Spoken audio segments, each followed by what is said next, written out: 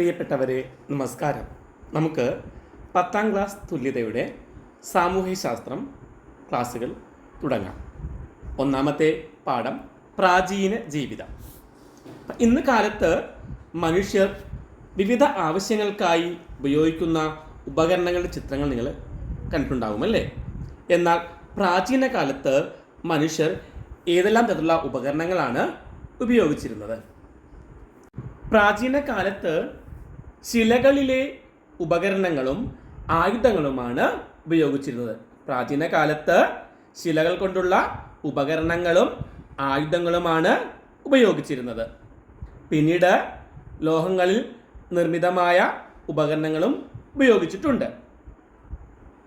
ആദ്യകാലത്ത് മിനുസപ്പെടുത്താത്ത ഉപകരണങ്ങളാണ് നമ്മൾ ഉപയോഗിച്ചിരുന്നത്. നമുക്ക് പ്രാചീന ശിലായുഗം എന്താണെന്ന് നോക്കാം. പാലിയോലിത്തിക് ഏജ് എന്നാണ് എന്ന് പറയുന്നത്. 10,000-ലേറെ വർഷങ്ങൾക്ക് മുൻപുള്ള കാലഘട്ടമാണ് പ്രാചീന ശിലായുഗം. പ്രാചീന ശിലായുഗത്തിന് 10,000 വർഷത്തിലേറെ പഴക്കമുണ്ട്. ആ കാലഘട്ടത്തിൽ വേട്ടയാടിയാണ് മനുഷ്യർ ജീവിച്ചിരുന്നത്.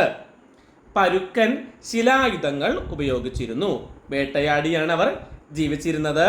അതുപോലെ പരുക്കൻ ശിലായുധങ്ങളാണ് വേട്ടക്കായിട്ടവർ ഉപയോഗിച്ചിരുന്നത്.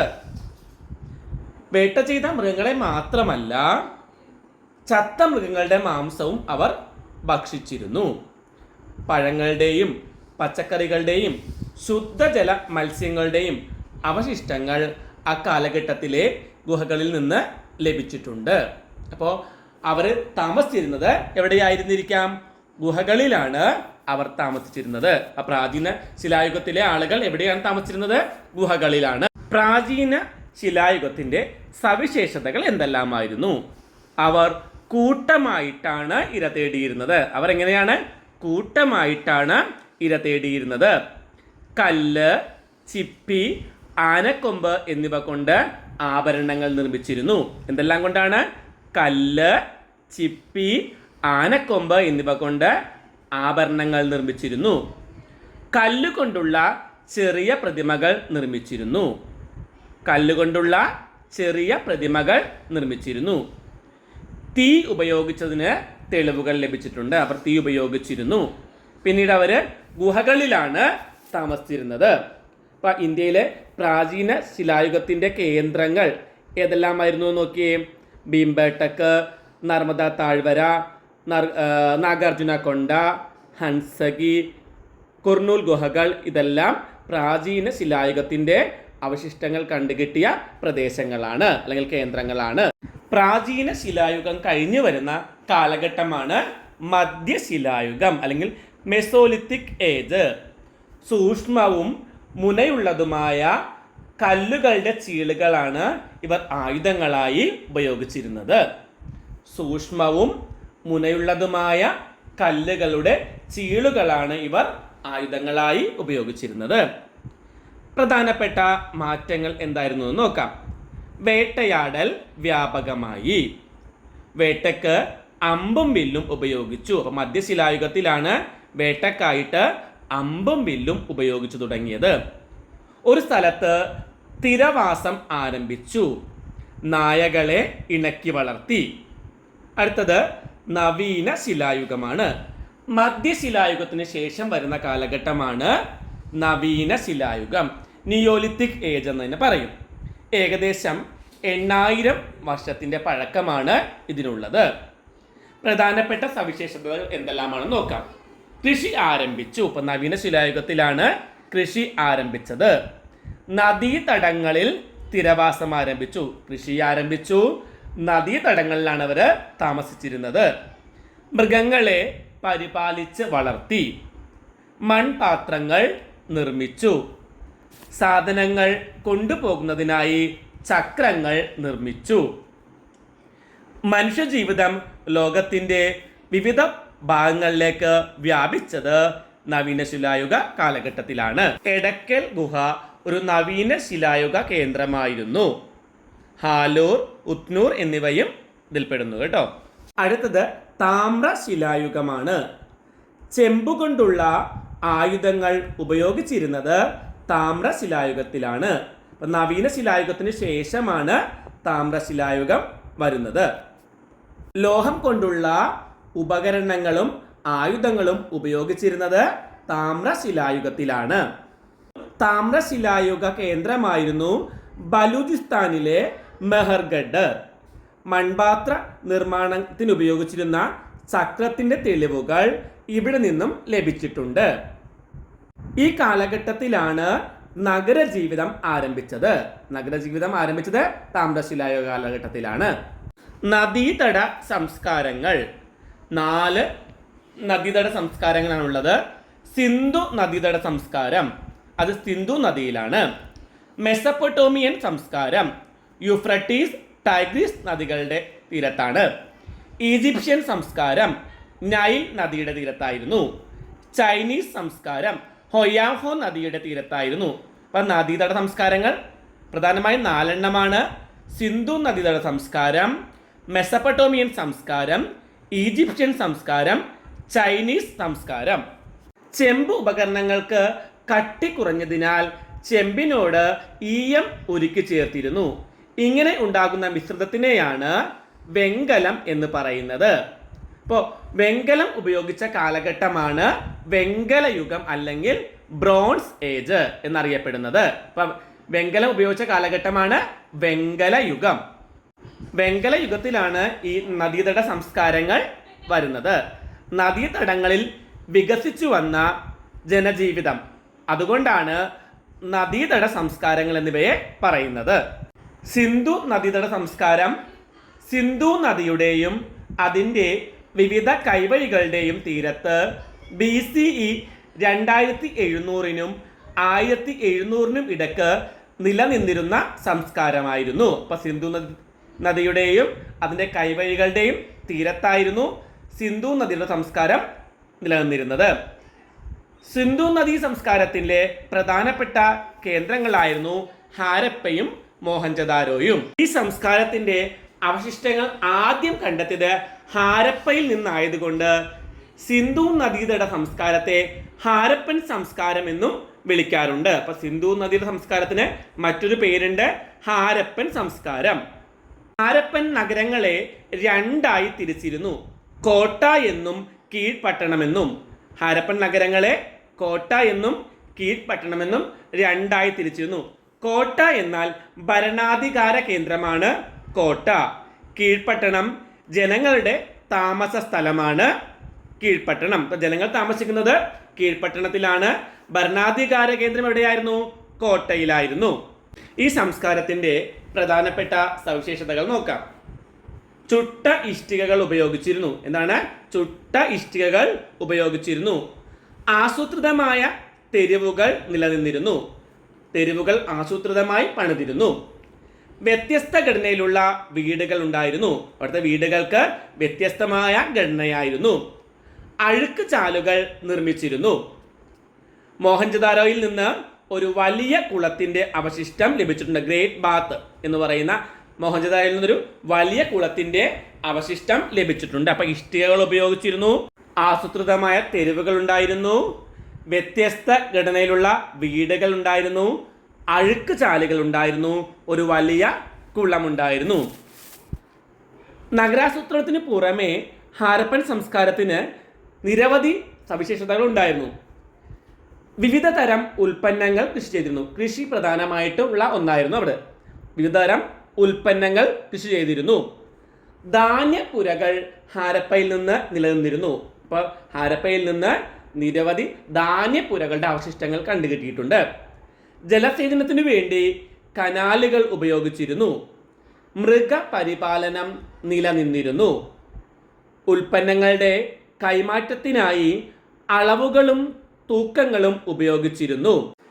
വിദൂര ദേശങ്ങളുമായി കച്ചവട ബന്ധം നിലനിന്നിരുന്നു. വാണിജ്യത്തിന് മുദ്രകൾ ഉപയോഗിച്ചിരുന്നു. മുദ്രകൾ എഴുത്തുവിദ്യയുടെ തെളിവുകളാണ്. മൺപാത്രങ്ങൾ നിർമ്മിച്ചു. കരകൗശല നിർമ്മാണത്തിലേർപ്പെട്ടു. മാതൃദൈവ ആരാധന, മൃഗങ്ങളെയും വൃക്ഷങ്ങളെയും ആരാധിക്കൽ എന്നിവ നിലനിന്നിരുന്നു. ചുരുക്കി പറഞ്ഞാൽ വ്യാപകമായ കൃഷിയുണ്ടായിരുന്നു, ജലസേചനത്തിന് വേണ്ടി കനാലുകൾ ഉണ്ടായിരുന്നു, മൃഗങ്ങളെ കന്നുകാലികളെ ഇണക്കി വളർത്തിയിരുന്നു, അളവുകളും തൂക്കങ്ങളും ഉണ്ടായിരുന്നു, വിദേശ രാജ്യങ്ങളുമായി കച്ചവട ബന്ധം പുലർത്തിയിരുന്നു, മൺപാത്രങ്ങൾ നിർമ്മിച്ചിരുന്നു. അതുപോലെ തന്നെ ആരാധനയെക്കുറിച്ച് പറഞ്ഞാൽ മാതൃദൈവ ആരാധനയാണ് നിലവിലിരുന്നത്. അതുപോലെ മൃഗങ്ങളെയും വൃക്ഷങ്ങളെയും ഇവർ ആരാധിച്ചിരുന്നു. ഇതെല്ലാമാണ് ഹാരപ്പൻ സംസ്കാരം അല്ലെങ്കിൽ സിന്ധു നദീതട സംസ്കാരത്തിന്റെ പ്രധാനപ്പെട്ട സവിശേഷതകൾ. ഈ സംസ്കാരത്തിന്റെ തകർച്ചയ്ക്ക് നിരവധി കാരണങ്ങൾ ചരിത്ര പണ്ഡിതന്മാർ പറയുന്നുണ്ട്. ഒന്ന്, സിന്ധു നദിയിലെ തുടർച്ചയായ വെള്ളപ്പൊക്കം. സിന്ധു നദിയിൽ തുടർച്ചയായ വെള്ളപ്പൊക്കം ഉണ്ടായതാണ് പ്രധാനപ്പെട്ട കാരണം എന്ന് പറയുന്നു. രണ്ടാമത്തേത് കാർഷിക മേഖലയിലെ തകർച്ചയാണ്. മറ്റൊന്ന് പുറമേ നിന്നുള്ള ആക്രമണങ്ങൾ, വനനശീകരണം. സിന്ധു നദി വറ്റി വരേണ്ടത് അല്ലെങ്കിൽ ഗതി മാറി ഒഴുകിയത്. ഈ കാരണങ്ങൾ കൊണ്ടായിരിക്കാം സിന്ധു നദീതട സംസ്കാരം തകർന്നു പോയത്. ഒന്ന്, സിന്ധു നദിയിലുണ്ടായ തുടർച്ചയായ വെള്ളപ്പൊക്കം, കാർഷിക മേഖലയിലുണ്ടായ തകർച്ച, പുറമേ നിന്നുള്ള ആക്രമണങ്ങൾ, വനനശീകരണം, സിന്ധു നദി വറ്റി വരേണ്ടത് അല്ലെങ്കിൽ ഗതി മാറി ഒഴുകിയത്. അടുത്തതായി മറ്റു പ്രധാനപ്പെട്ട നദീതട സംസ്കാരങ്ങളായിട്ടുള്ള മെസപ്പൊട്ടേമിയൻ സംസ്കാരം, ഈജിപ്ത് സംസ്കാരം, ചൈന നദീതട സംസ്കാരം എന്നിവ എന്താണെന്ന് നോക്കാം നമുക്ക്. Mesopotamia, Sumerian, Assyrian, Babylonian, Chaldean എന്നീ വ്യത്യസ്ത സംസ്കാരങ്ങൾ നിലനിന്നിരുന്നു. മെസോപ്പൊട്ടേമിയയിൽ 4 സംസ്കാരങ്ങൾ നിലനിന്നിരുന്നു. സുമേറിയൻ സംസ്കാരം, അസീറിയൻ, ബാബിലോണിയൻ, കാൽദിയൻ എന്നീ വ്യത്യസ്ത സംസ്കാരങ്ങൾ. ഉർ, ഉറൂക്ക്, ലഗാഷ് എന്നിവ പ്രധാന നഗരങ്ങളായിരുന്നു. മെസപ്പൊട്ടേമിയയിലെ പ്രധാന നഗരങ്ങളാണ് ഉർ, ഉറൂക്ക്, ലഗാഷ് എന്നിവ. കൃഷിയും കച്ചവടവും അഭിവൃദ്ധി വ്യാപിച്ചു. നല്ല കൃഷി കച്ചവടം ഉണ്ടായിരുന്നു അവിടെ. അവരുടെ എഴുത്തുവിദ്യക്ക് ക്യൂണിഫോം എന്നാണ് പറയുന്നത്. മെസപ്പൊട്ടേമിയയിലെ എഴുത്തുവിദ്യക്ക് പറയുന്ന പേരാണ് ക്യൂണിഫോം. ജ്യോതിശാസ്ത്രം, ഗണിതശാസ്ത്രം എന്നീ മേഖലകളിൽ പുരോഗതി കൈവരിച്ചു. ഏതൊക്കെയാണ്? ജ്യോതിശാസ്ത്രം, ഗണിതശാസ്ത്രം എന്നീ മേഖലകളിൽ പുരോഗതി കൈവരിച്ചു. 2 നദികൾക്കിടയിലുള്ള പ്രദേശം എന്നാണ് മെസപ്പൊട്ടേമിയ എന്ന വാക്കിന്റെ അർത്ഥം. മെസപ്പൊട്ടേമിയ എന്ന വാക്കിന്റെ അർത്ഥം 2 നദികൾക്കിടയിലുള്ള പ്രദേശം എന്നാണ്. ഇവിടെ ആരാധനാലയങ്ങൾക്ക് പറയുന്ന പേരാണ് സിഗുറാത്തുകൾ. സിഗുറാത്തുകളാണ് അവരുടെ ആരാധനാലയങ്ങൾ. ഈജിപ്ഷ്യൻ സംസ്കാരത്തിലെ അവരുടെ രാജാക്കന്മാരെ ഫറോവ എന്നാണ് വിളിച്ചിരുന്നത്. അപ്പൊ ഫറോവ എന്ന് പറഞ്ഞാൽ ഈജിപ്തിലെ രാജാക്കന്മാരാണ് ഫറോവ. അവർ കേട് കൂടാതെ മൃതശരീരം സൂക്ഷിച്ചിരുന്നു. ഇതിനെ മമ്മി എന്നാണ് പറഞ്ഞിരുന്നത്. കേടുകൂടാതെ മൃതശരീരം ഈജിപ്തുകാർ സൂക്ഷിച്ചു വെച്ചിരുന്നു. അതിന് മമ്മി എന്ന് പറഞ്ഞിരുന്നു. മമ്മികൾ സൂക്ഷിച്ചിരുന്ന ശവകുടീരങ്ങളാണ് പിരമിഡുകൾ. അപ്പോൾ എന്താണ് പിരമിഡുകൾ? മമ്മികൾ സൂക്ഷിച്ചിരുന്ന ശവകുടീരങ്ങളാണ് പിരമിഡുകൾ. കൃഷിയായിരുന്നു ഈ സംസ്കാരത്തിന്റെ അടിത്തറ.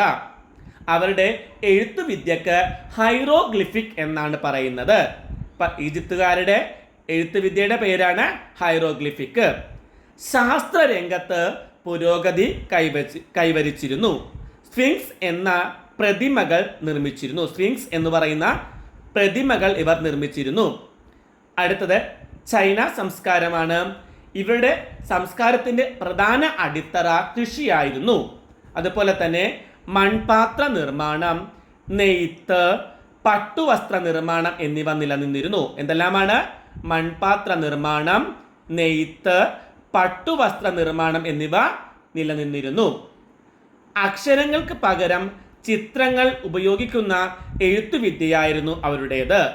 അക്ഷരങ്ങൾക്ക് പകരം ചിത്രങ്ങൾ ഉപയോഗിക്കുന്ന എഴുത്തുവിദ്യയാണ് നിലനിന്നിരുന്നത്. കലണ്ടർ തയ്യാറാക്കിയിരുന്നു. ചൈന സംസ്കാരത്തിൽ മാത്രമാണ് കലണ്ടർ ഉണ്ടായിരുന്നത്. സപ്ത സിന്ധു പ്രദേശം. സപ്ത സിന്ധു പ്രദേശമാണ് പഞ്ചാബ്. സിന്ധുവിൻ്റെ 5 പോഷക നദികളായ ചലം, ചിനാബ്, രവി, ബിയാസ്, സത്ലജ് എന്നീ നദികൾ ഒഴുകുന്ന പ്രദേശമാണ്. അതുകൊണ്ടാണ് പഞ്ചാബിന് ആ പേര് ലഭിക്കുന്നത്. ഏതെല്ലാം നദികളാണ്? ചലം, ചിനാബ്, രവി, ബിയാസ്, സത്ലജ്. ഈ 5 നദികളും സിന്ധു, സരസ്വതി നദികളും ഒഴുകിയിരുന്ന പ്രദേശമാണ് സപ്ത സിന്ധു പ്രദേശം. ഈ പറഞ്ഞ 5 നദികളും പുറമെ സിന്ധുവും സരസ്വതി നദികളും ഒഴുകിയിരുന്ന പ്രദേശമാണ് സപ്ത സിന്ധു പ്രദേശം. ഈ പ്രദേശത്തേക്ക് ഏകദേശം 3500 വർഷം മുമ്പ് ആര്യന്മാർ എന്നറിയപ്പെടുന്ന ജനങ്ങൾ വന്നു ചേർന്നു. ഋഗ്വേദത്തിൽ നിന്നാണ് ഇവരുടെ ജീവിതത്തെക്കുറിച്ചുള്ള വിവരങ്ങൾ ലഭിക്കുന്നത്.